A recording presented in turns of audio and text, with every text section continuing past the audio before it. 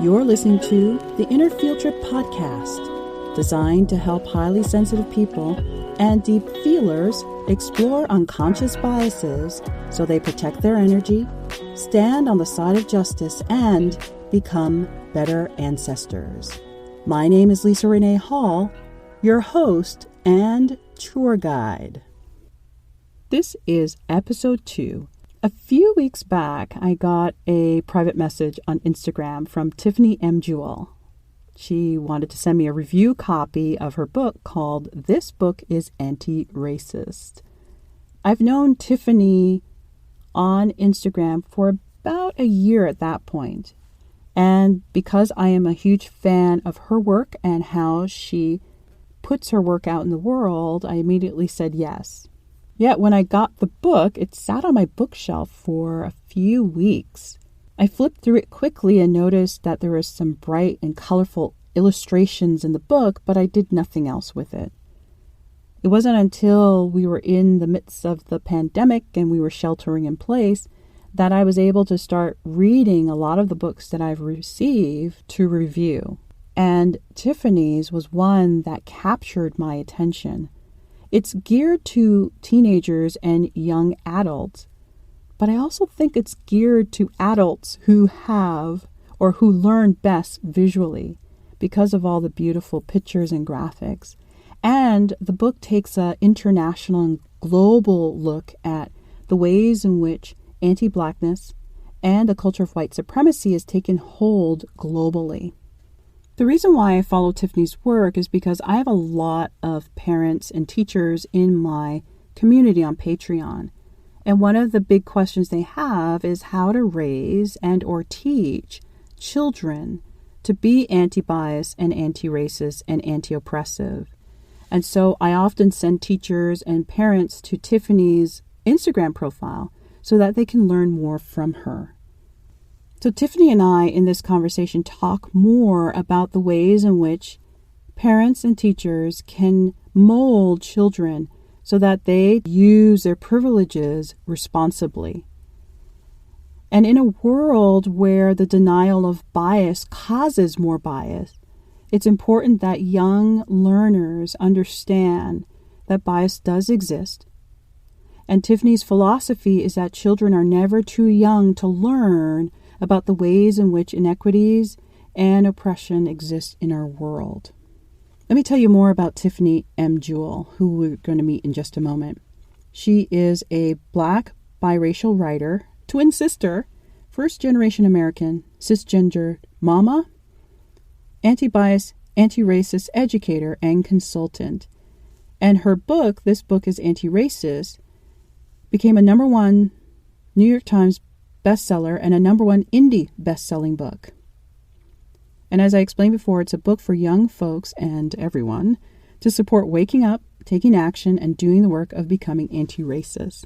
And what I love about it, aside from the illustrations, is that there are a number of reflective writing questions that people can use in order to unpack their unconscious biases using stream of consciousness writing. Tiffany has been working with children and families for over 18 years, and she worked as a Montessori educator for 15 years. And she enjoys exploring social justice with young folks, which is very obvious when you look at her Instagram profile. She works closely with Britt Hawthorne, another anti-racist Montessori educator. And so if you don't know Britt's work, I will link to her work as well in the show notes. Along with Britt, Tiffany co-founded an organization that strives to support educators and caregivers in their anti-bias, anti-racist journeys. For more about Tiffany, check out the show notes for this episode at www.innerfieldtrip.com. Now, here's Tiffany. Tiffany, welcome. Thank you. I'm so excited to chat with you. Well, I'm excited too. And I was sharing in the introduction about how awesome your book is. I know it's geared to teenagers and young readers and young adults, but as a visual learner, oh my goodness, this book was so amazing. Thank you. With all the pictures and graphics, and it was just like, ooh, I love it. Love it. Thank you. Yeah, Aurelia Durand, the illustrator, is amazing. Well, she did a super, super job. Yeah. Oh, I love it. I love it. Okay, so I can geek out about the book all day. But what I want to start with is a question I ask all my guests in Okay. order to start this conversation. And so my question to you is, who are the ancestors, both living and passed on, who inform who you are and your work and the work that you do today? Yeah, I love that question. So I think of my familial ancestors, and my family on my mom's side is very close. I'm a first generation American. My mom came over to this country when she was 4 with her parents and her older sister. They came from England. So a lot of our kind of like the family story that I know best comes from my mom's side, because my dad stopped really kind of being a part of our life when we were 5. And so I think of like the kind of what my mom must have been feeling and going through when she entered into school in America, and her accent was different than the kids in her school, and just kind of being taken on a journey away from your family, your grandparents and your uncle and your friends and everyone you know, and how much of that has really kind of helped to kind of guide me into wanting to really establish roots, and to know more about who I am. And then there's also like the stories in my family of what life was like during World War II. And so my grandmother, my Nana, is one of those ancestors I think about. And I don't like, her life was very different from mine. Um, like, she had to move to the countryside during World War II, which is uh, like pretty abrupt, away from your family and everything, and how that kind of like story kept repeating, like young folks being separated from family for a time or for a long time. Um, so thinking of those kind of like ancestral roots on my mom's side and my dad's side of my family, I don't know about our ancestors at all. I know his mom, but that is about it. So there's kind of that, I don't want to say whole, but I'm going to say that whole of the unknowing and the not knowing. And that has really kind of really pushes me to want to learn about history and the people around me, and how communities came to be, how people stayed connected, because there's like this connection loss that I feel, familial wise. Yes. Yes. Yeah. And then there's like those deep ancestors, that I call it, like I think of Malcolm X all the time, and like my children from when they were like pretty young could pinpoint, they'd be like, there's Malcolm X, like they know what he looks like, they know his story, and just that kind of like that continual like human transformation.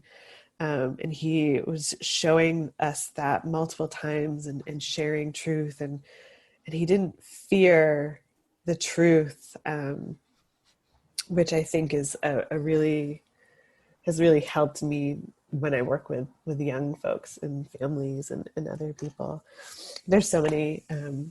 I have a deep love and respect and like awe for Harriet Tubman. Like little kid Tiffany was always doing research on Harriet Tubman. Like I was just like, she's so amazing. And the more I learn about her, and as I learn about her more as an adult too, I'm just like, wow, like how do we like go through life? How do people go through life not knowing who Harriet Tubman is? um, I don't know. There's so many, and I feel like I keep kind of collecting ancestors, um, which has been really beautiful and inspiring, and kind of going through that with my children now. We were just like yesterday looking at a book, um, that has I think it's called 101 Changemakers from Haymarket Press. And there's these just pictures, real pictures of people like Stokely Carmichael and Studs Terkel, and we're just looking through it, and they're wanting to know like the stories, and I look at it, that book is like, these are also people, they're our ancestors as well. So there's a lot of ancestors, I feel like, who are circling around me and calling me in. I appreciate that, because it, again, helps to give a sense as to what is informing the body of work that you steward now to this day. And so, as a woman with light skin privilege, who also identifies with a marginalized group, how does that identity, that nuance in your identity, help and or hinder what you do? Yeah. This is like, and this is the thing with having light skin privilege, like there's this, it's so easy to kind of fall into that that like dullness of white supremacy, white inferiority culture, where you're like, hey, you know, that individualism and that exceptionalism, where you're like, well, I got to go to college because I deserve to go. And that kind of like feeling that comes, I think that is, my husband and I were just talking about kind of like that American identity of the dominant culture. And, you know, I am thankful I was brought up in a home of immigrants, because it wasn't forced onto us so immediately. That kind of like having light skin and being different and having the quote unquote good hair, and my sister has blue eyes, so having like the light eyes, like having all those things. And then as we kind of like move throughout, as we age, noticing how many times people, like white folks, will defer to me to speak for all folks, for all Black folks and all biracial folks, and how I'm the one that gets called to do the work when I'm not the one who should be doing the work. Like it, so I see kind of my role in what I'm trying to do and practice. And you know, I was talking to a friend about this too, is like, we as who is also biracial, like we as biracial people, like have a lot of like, we have a lot of work to do, and a lot of like, I don't want to say extra work, but because it's not extra, it's just like there's more work for us to do, because I feel like I can fall into that work of the dominant culture and believing what they say about me, and keep going with it, and just feeling like, yes, this is my place, and yay, I'm accepted. And then there's the work of like using that, and like using that space that they create for me, or using the time that is bestowed upon me, and stepping aside, and that, and having Black folks and darker folks and folks who, when I look at the intersections, who have more borderland identities than I do, and using that space and holding that door open for them, I think it's really important. And you know, not just being like, all right, you can come in and you can't, but like holding it open, where I'm like the one, like I feel like I'm the one that could just like physically stand in the doorway and hold the door open, so as many, like whoever needs to go through can go through.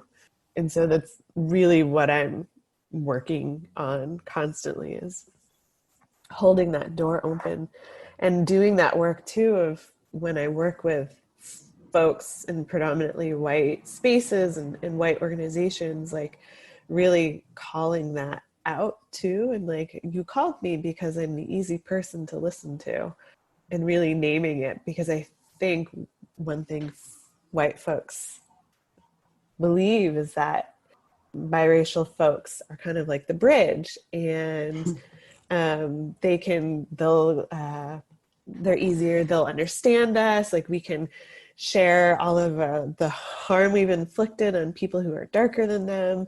But they kind of like use us. And so if they're going to use me, I can use them, and also kind of like wake them up and remind them that I am Black. I think one of the things growing up is like our school labeled my sister and I as white. White spaces were always like, we were always very easily able to go into white spaces. And my mom, who is white, was always like, you're Black kids. Like, you are Black, you're biracial, you're mixed. Like, we had different words, different terms for them at different times. And it was so like, if my mom had really kind of like forced us and pushed us to be white kids and just fit into that dominant culture, I don't think I would be able to do what I am doing now, because she always like reminded us of who we are. And it was like in a really like beautiful way, just but like, you're Black. Like, we'd look at it and be like, how do we label? You know, at the time it was always like, check Black or white. Sometimes you can check other. And we'd be like, how do we label? And she'd be like, you're Black. And that was like, I appreciate that, because she really could have easily not have done that too, because we are very light. As you look back at your upbringing, very often white parents throw up their hands and say, hey, you know, I don't know how to raise these kids to be anti-bias and anti-racist. What did your mom do? I know you just mentioned that she would always say, you're Black, but how was she prepared? What prepared her to be able to help you and your sister stand in your unique identity? I attribute a lot of it to the neighborhood we grew up in too. And I've been reflecting a lot on my neighborhood, because my 8-year-old asks a lot of questions like, what did you do when you were my age? And our neighborhood was in the South Side, the city of Syracuse, New York. And like on our street, we had families who were Black, Indigenous, white, white immigrants, Cambodian, Vietnamese. Like, it was just like a beautiful, racially expansive mix of people. And so you could cross the street and you could see yourself reflected in people. You could walk to school. Like, so we had this kind of tight community of kids, which was really helpful. We also we played together, and we learned together, and, you know, we cried together. And I think that can be really affirming and powerful for us to like see ourselves reflected in each other, and also like see the beauty in each other's differences when we'd go into each other's houses or share each other's food. And that helped. Our school was also predominantly Black and brown kids, predominantly Black. And so even though our teachers were white, having other kids and parents just seeing Blackness and, you know, experiencing Black joy as children was really affirming. So having those, and then a mother who, you know, she knew how to do our hair, which seems like a small thing, but that's huge. It's huge, you know. And like every evening we'd sit on the floor between her knees, and she'd comb out her hair, and she'd put the ultra sheen in and braid it up, and having those moments, you know, like showed us that she was like cared about us and cared about who we were, not who she or who society thinks we should have been.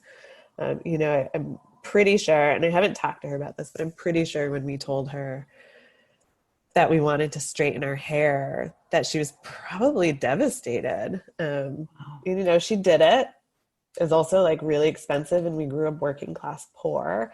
So I think about that too. But, and then when we stopped straightening it, she was very happy, and because she loved our curls, and she really just kind of was always like the mama, you know, she's like that proud mama who's always proud and like supportive of what we do.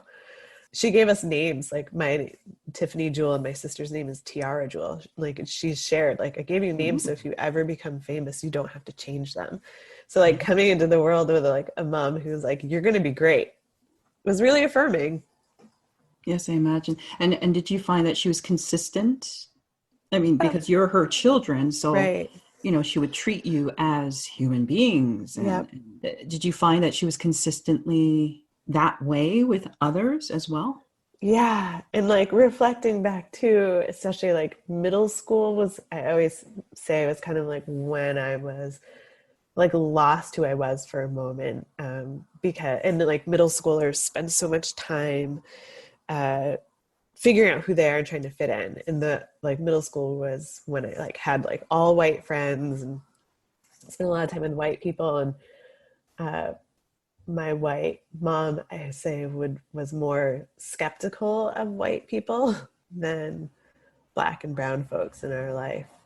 And I don't know why. And we haven't talked about this, but just like remembering the feelings and the conversations and how she always was like supportive and loved our black friends, and still like to this day will ask like, how is this person doing? Are you still in touch with them? Or I saw in the newspaper this kid from your elementary school. I'm like, I don't even remember who that is doing this now, and really excited about the accomplishments of the black and brown kids in my life. But I don't always hear that about the white kids who are in my life. Interesting. Very Yeah, super interesting. interesting. Now I want to talk to her more about this. Like, It'll be interesting to hear what she shares with you. yeah. That'd be very interesting.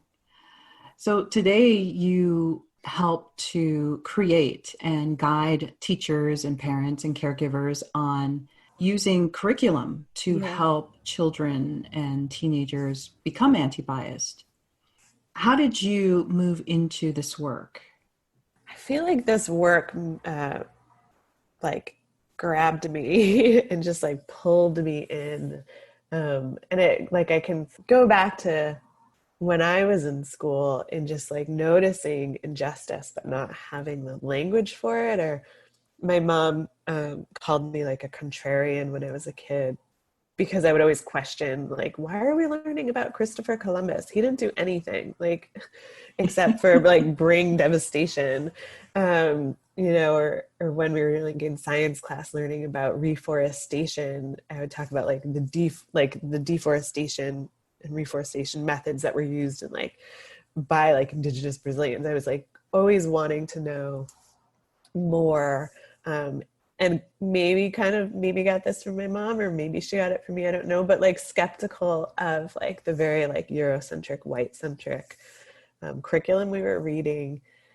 And there were like little parts of it when in college my professor allowed for a class of like everyone but me in the class was white to vote on whether they would read the autobiography of Malcolm X or they would watch Thelma and Louise. And they chose Thelma and Louise. It's a movie, like they'd seen it before, like and to me I was like, I don't understand what, like, so there are always these like questions coming up, and often around education. And so when I started working with children, I was kind of like, these are the people, like children are my people, and they're the people that like they go like they're so often quickly silenced, and adults don't feel like kids have the capacity to know the truth and to hear like about the past. And so that really drove me as a way to kind of honor all the young people I've ever worked with, but also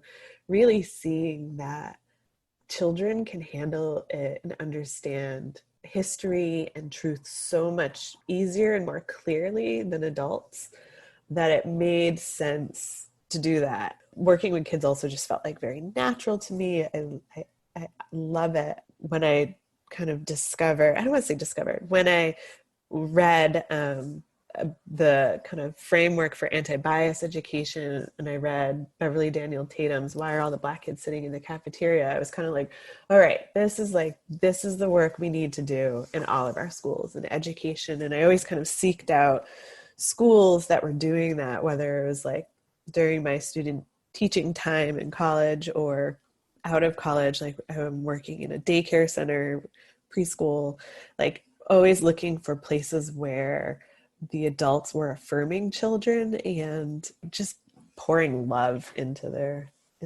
little selves. It's beautiful. And I'm going to ask you more Yeah. about the Montessori model, Yeah. and then also how parents and teachers can start to build an anti-bias framework within their homes, within their classrooms. Yeah. But first, we're going to take a quick break. Okay. I'm in conversation with Tiffany M. Jewell, New York Times best-selling author. I love saying that.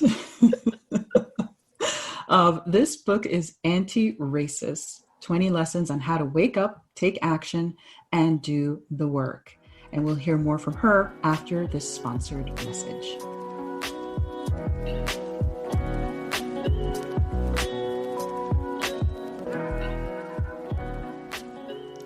Hey there, my name is Jewell Prescott, and I am a spiritual badass.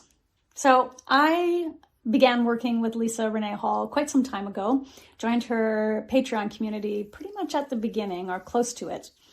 And I must say that when I met Lisa, I felt like I had met a kindred spirit. She is straight talking the way I am. She says it how it is, but she also has a deep level of compassion and understanding.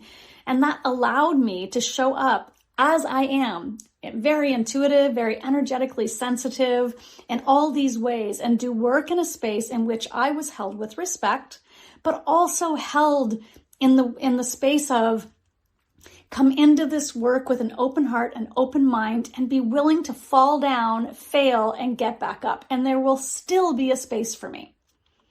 So as far as the actual work goes, how she leads people through anti-racism work, through discovering your unconscious biases, is that through the writing prompts and the stream of consciousness writing, that's a big deal for me, because I believe that much deeper than the surface thoughts are the truth about how we feel. I am someone who has had relationships on all levels with Black people, with Indigenous First Nations, with people of color, with the LGBTQ community. And so even though I thought, I'm totally sensitive to this, and of course I'm not racist, and of course I don't have any hidden biases. I mean, before I started this work, that's kind of where I was at. What I realized was, even with that, and as a matter of fact, sometimes because of it, there were things I couldn't see. So what this work has done for me is it's uncovered some stuff I didn't realize was there, making me a better ally, making me a better human being generally, making me a better stepmom and friend and partner. The deep digging that I have done has really impacted me personally. But then there's this other piece which I'm really deeply committed to, and that is making a global impact. I truly believe that we can't make a global impact. We can't actually step out in the world, speak to this topic, or be someone who is affecting change without having dealt with this internal stuff. I believe this is true of everything. So this fits so beautifully into my entire belief system around all of that. When I first started really diving into this topic and became highly aware of what was going on and waking up to it several years ago, the injustices that were happening in the world, I'm a fiery kind of a human being. And I just wanted to go out there and rip the system apart. And I got into many, many fights on social media with people, and I was quite aggressive in my approach. And through this work, I really learned to step back, to take a back seat, to understand how important it is to put forward the voices of Black, people of color, Indigenous, First Nations, LGBTQ community, and be the support there rather than being the one out front fighting for it. So the work has been impactful in so many areas, and I really invite you to consider that you don't know what you don't know, and the work that Lisa's offering will open up space for you to suddenly know. I'm going to just leave this last piece with you.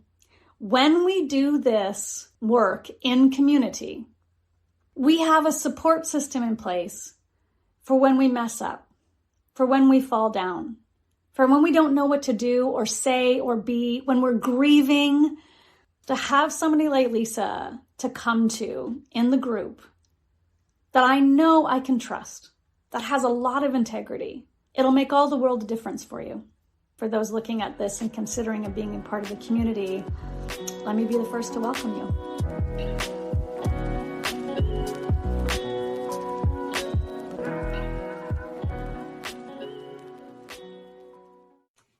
And we're back. I'm in conversation with Tiffany M. and Jewell. And Tiffany, one of the things you said before we took a break is that children have a capacity for truth. And we often remove that ability for children to process truth. What is your experience, or actually, what's your response to parents, especially white parents, who say that, well, little Johnny, little Sally's too young to learn about racism, about oppression? My response is always the response of Black children are never too young to be in the receiving end of oppression and harm. Then white children are never too young to hear about it and learn about it and stand up against it. I mean, as young as, I think it's like 6 months, children start to develop like pre-prejudice behavior, where they start to notice, not just notice who's around them, but have preferences for skin color. And around 2 is when they like really work to start categorizing people, and then move into, as they get a little bit older, kind of that language that we hear a lot in schools, like you can't be a princess because you're brown, and there are no brown princesses. And so children whether we guide them through it or not, they're going to like do these kind of things that are natural, of like categorization and trying to figure out the world and creating their own rules and boundaries. So for me as a parent and an educator, I always err on like including them in the work with me. Otherwise, like they're just going to kind of create their own worlds, which are based off of misinformation and untruths and stereotypes, because that's what is all around us. Even if like we're doing all the work we can in our house, they're still going to come through, whether it's like a TV show they watch, or standing in the aisle at the grocery store and seeing all the magazines and everyone in the magazine cover is white, or going to a friend's house or a neighbor's house where the alignment is a little different in school. And so like they're never too young, and that kind of like mindset just really kind of plays into the white supremacy inferiority culture of some folks get to be innocent and human and other folks don't get to be. And that's just not okay. And children see through that. Like, I think like they see through it way more clearly than we do as adults. It's interesting because one of my questions I was going to ask you about is the loss of childhood for Black and Brown and Indigenous children. And it's a concept called adultification. Ooh, I said it. Yes. Yeah. I always trip up over the word. I know. How damaging is adultification? See, there we go. I know. How damaging? Adultification. Thank you. Yeah. How damaging is that to, in particular, Black children in the classrooms? Yeah. As they're trying to navigate being educated. I mean, and that's the thing is like we go to schools to be educated, to learn and to grow. And schools are supposed to be a place where we like feel physically safe, where we have the courage to grow and to learn.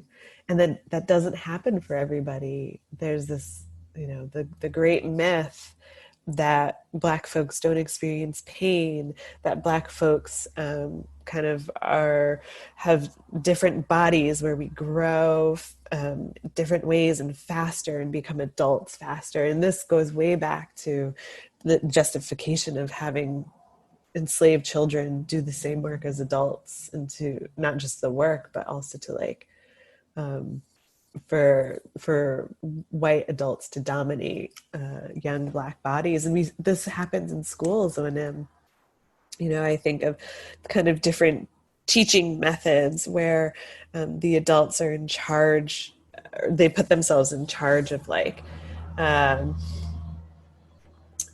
making sure kids stand in line, or are tracking them in their eyes, and any time a Black child maybe it isn't tracking an adult with their eyes, they're seen as disruptive, and they're seen as a problem and an antagonistic.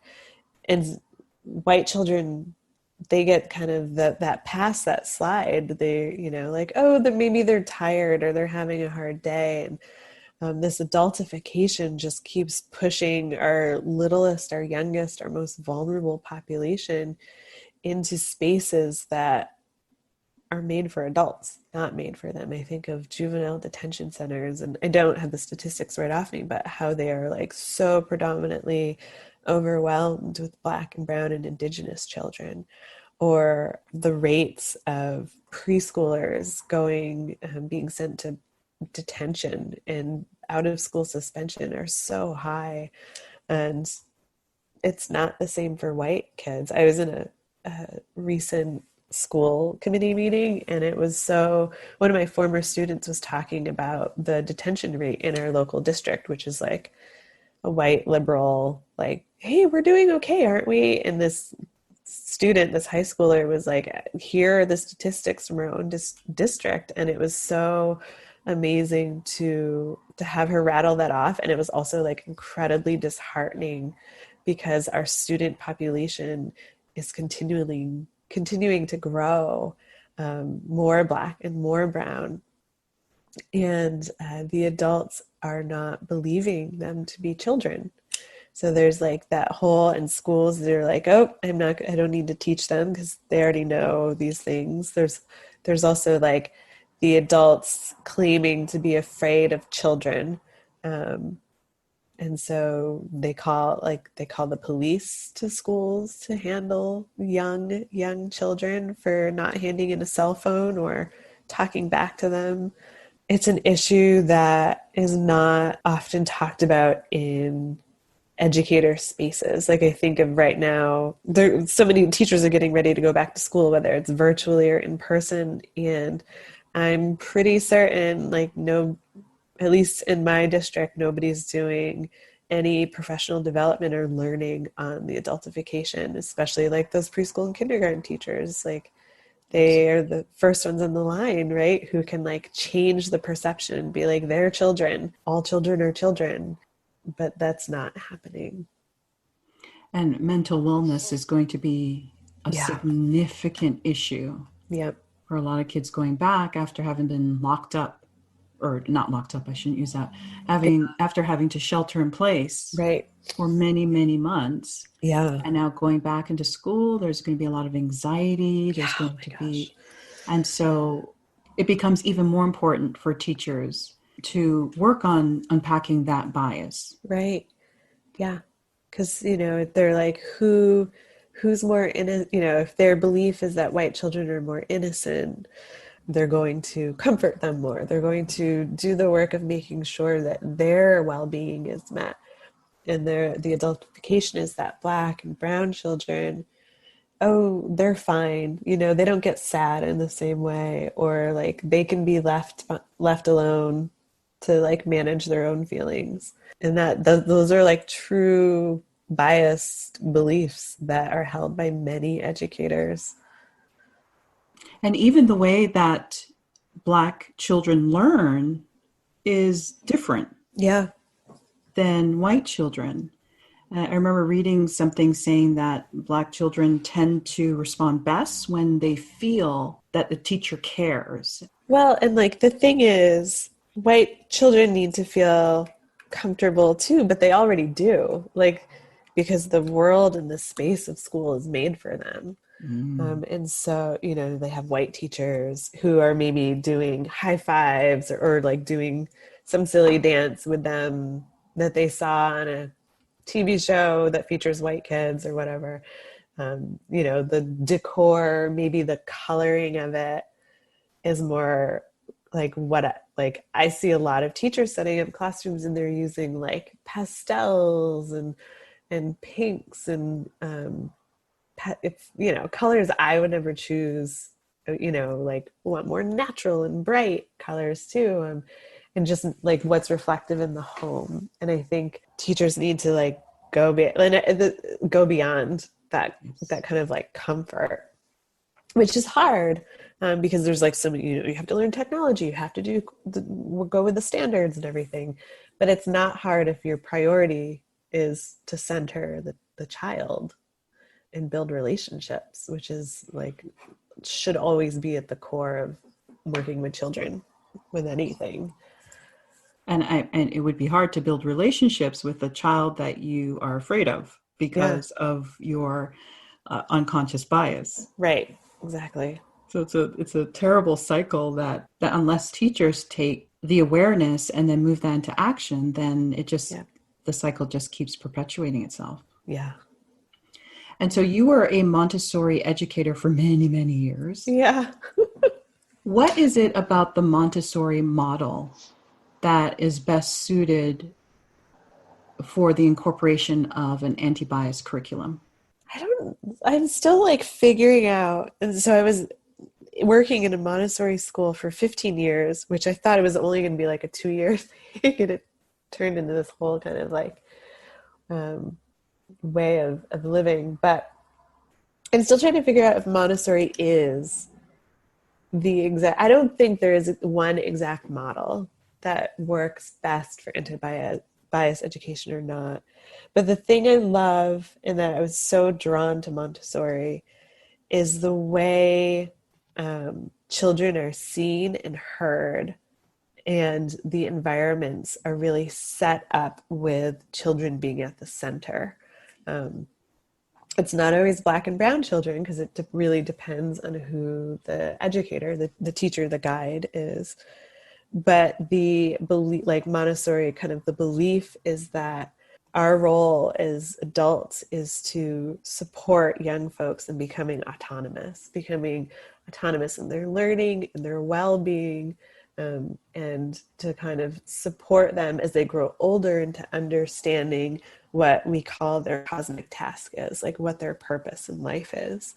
And the way to do that is to really kind of go through history and look at what came before us, so we can kind of see the accomplishments of humans, the accomplishment of not just humans, but like all living creatures, from blue algae to ferns to dinosaurs. And I think those really spoke to me. I thought that was like so beautiful, and to really work on knowing the past, know who you are now, so then you can become a better steward for the future. I also love in Montessori how it really is at the heart kind of like guided by children. So if a child in my class or my own child is really interested in something, they can kind of take that interest as far as they want to go with it. So I had a student who like loved wolves and did so much wolf research, and then wrote this book on wolves, to the point where I know more things about wolves than I ever thought I would know before. And it was so beautiful. And then because of their excitement, like the other children in the class were also like learning about wolves and excited about it, or they'd see a wolf book or something and they'd like bring it in to share with this child. And so there's also this like sense of community around learning and around taking care of each other. So those are like the things that really drew me to it. And then I look at my friend Trisha helped to found Indigenous language school, and she found through a lot of research that the Montessori method was one of the best methods for bringing language into the lives of the children in her tribe, and for really kind of perpetuating it, because you're working with manipulatives, you're working at your own pace. You get to be in a classroom with a teacher and other children for 3 years. So you're really building relationships. It's not just kind of like you get to know somebody and then you have a new teacher again, and you're like constantly redoing this cycle, which maybe works for you or doesn't. And I always like, when I have those moments where I'm like, I think I'm falling out of Montessori, and usually it's like the institutions that I'm falling out of, it's not the pedagogy. But I like look at kind of Trisha's school and my friend Amelia, who's starting her own learning center with Montessori as the foundation, and it's Afrocentric school for children of the African diaspora. And I look at those and I'm like, there's a method that can work for all children, because it really is like honoring the child, and it's not some adult's idea on what they need in order to become like industrious workers for the dominant culture. Right. Right. Yeah. And I know we've been focusing on teachers a lot. Yeah. Ability is not just for teachers alone, Right. to teach children in how to become anti-biased. Right. And so how, if let's just say someone's listening and they're like, yeah, I need to, what's the first thing I need to do? I want my children to grow up, and, if they're a white parent, I want my white child to take their privilege and use it responsibly. Because now, with all the silence, the ignorance, the apathy, privilege is being used irresponsibly. Yeah.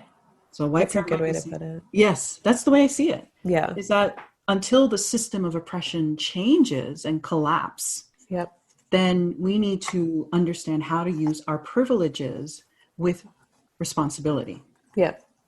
And so a parent might be hearing you right now, Tiffany, and saying to themselves, so how do I raise my child to be anti-biased? Yeah. How do I raise them to be anti-hierarchical? I heard that once. Yeah. Anti-biased, anti-oppressive. Yeah. What would you suggest is the first step for a parent, a caregiver, or a teacher listening right now? One of the things we as adults do is we're so quick to take it off of ourselves and put it onto our children. And so I always say the first thing we as adults need to do is to do the work ourselves. And so that, that looks different for everybody. I love Layla Saad's Me and White Supremacy. That's always like the go-to I offer to white folks. Like, here's how you can interrogate yourself as you are doing, as you're doing that work of becoming anti-biased, becoming anti-racist, becoming anti-oppressive, is like, talk about it with your children. And I think I am raising 2 white presenting boys. Like, they'll walk through the world, and this is just like a conversation I had with an 8-year-old, but like, they'll walk through the world will see them as white, believe them, honor them. Like, they'll be fine in the world. And so we talk about these things. We talk about with our youngest, like, he knows his skin color is white. I am called white.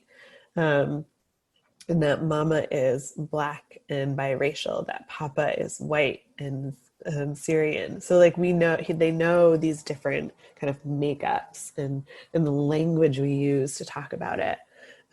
But the other thing we do is we kind of like, I don't like the word, we question our life. We're more critical of our choices, of what we're watching as a family, where we're shopping, what books we're reading. All of the read alouds in our house, our bedtime stories or read alouds are really, they've shifted from going to those like old classics, because I myself for like years have not read the stories of white men. I'm like, I read enough in my life to be done with them. I don't need to read anymore.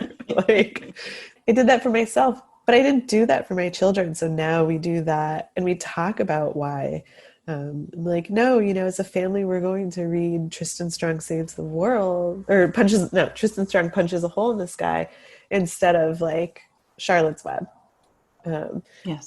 And really like showing that my white boys that Black folks are joyful and beautiful. So showing pictures, walking through the world, going to, like, we as a family made a huge shift because we could, but we moved and we changed schools because my 8-year-old was attending the Montessori school, which is a private school where I worked. And I was like, we cannot keep paying for our child to be in this predominantly white community. Like, it didn't feel right with me. My husband didn't like it. Like, we never wanted to do community things.